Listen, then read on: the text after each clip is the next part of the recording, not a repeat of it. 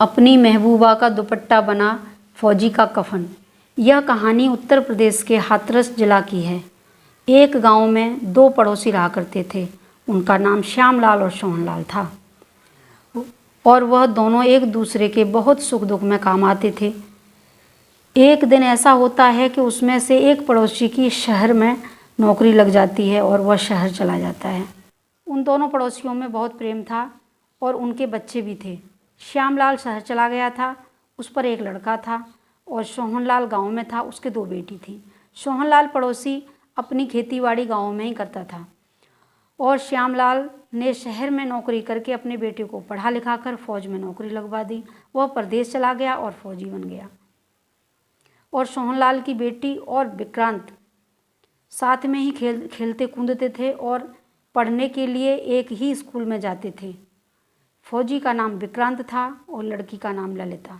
ललिता को फौजी बहुत पसंद करता था। विक्रांत जब एक बार छुट्टी पर आया अपने घर वापस तो कहने लगा अपने पिताजी से कि पिताजी, बहुत समय गुजर गया है, हम अपने गांव नहीं गए हैं, तो चलो आज अपने गांव चलते हैं। विक्रांत और उसके पिताजी दोनों अपने गांव चल दिए। श्यामलाल की बहन पड़ोस के गांव में ही ब्याही थी तो वह वहां चले गए। विक्रांत अपने गांव आ गया। विक्रांत ने देखा कि ललिता अपने खेत से घर जा रही है। उसने ललिता को पहचान लिया और मन में विचार किया कि क्यों ना थोड़ी शरारत कर ली जाए, बाद में अपना परिचय दे दूंगा। विक्रांत पीछे जाकर ललिता का दुपट्टा खींचता है तो ललिता पीछे मुड़कर देखती है और एक जोर से उसके थप्पड़ मारा और कहा, तेरी हिम्मत कैसे हुई मेरे इस दुपट्टे को हाथ लगाने की? यह दुपट्टा या तो मेरा पति छुएगा या इस भारत माता की रक्षा करने वाला कोई फौजी के बदन का कफन बनेगा, उसके काम आएगा। मेरा दुपट्टा ऐसा वैसा नहीं है जो इसे कोई भी छू ले। विक्रांत कहने लगा, अरे छू लेने दो, इसमें तुम्हारा क्या बिगड़ जाएगा। और ऐसे कहकर दुपट्टा छीन कर भाग गया। दुपट्टे को लेके वहाँ से अपने घर वापस सरहद पर चला गया और विक्रांत कुछ समय बाद शहीद हो गया। लेकिन शहीद होने से कुछ समय पहले अपने दोस्तों को यह सारी बातें बता दी थी। ललिता के बारे में भी सब कुछ बता दिया था।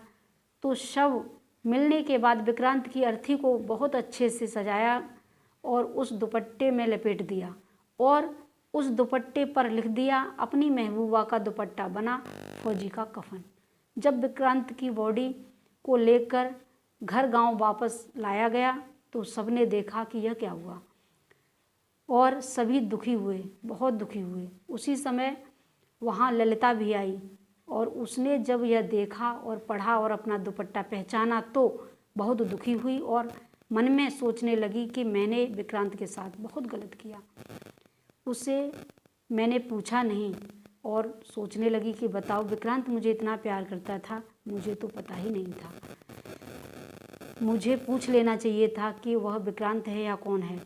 सोचकर बहुत दुखी हुई और बहुत रोई भी। और उसके बाद ललिता ने अपनी शादी नहीं की और एक स्कूल में टीचर बन के बच्चों को पढ़ाने लगी और उसने अपना जीवन सारा ऐसे ही गुजार दिया। यह कहानी यहीं पर समाप्त होती है। दोस्तों, आप लोगों को यह कहानी पसंद आए तो कमेंट बॉक्स में जय हिंद, जय भारत, वंदे मातरम लिखना ना भूलें।